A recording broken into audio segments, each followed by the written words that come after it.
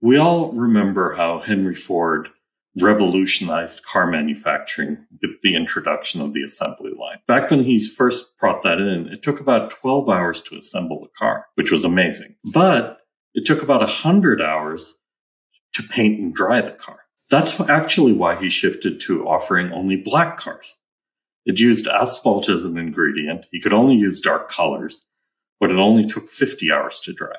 Still the vast majority of the process. Nowadays, through lots of technology and lots of chemical engineering, it takes about 10 hours to dry a car, but it still remains the bulk of the process. Development really isn't any different. We all get super excited about designing and implementing new software, but that really isn't compressible time. It's going to take the time it takes. Where you can compress time is in the rest of the process.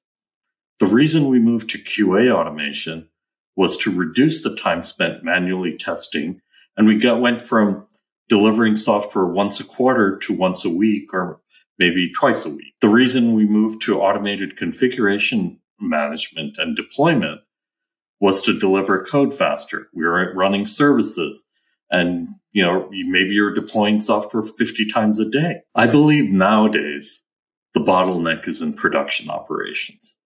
Like the others, QA and deployment, it's a hidden task.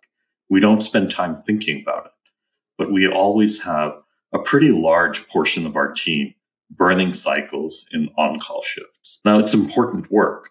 You've got to keep the lights on, but most of the time it's straightforward, repetitive, and mundane. And just like QA and deployment, the solution comes from automation. The reason I started Shoreline is that I believe companies should not waste precious engineering cycles watching paint dry.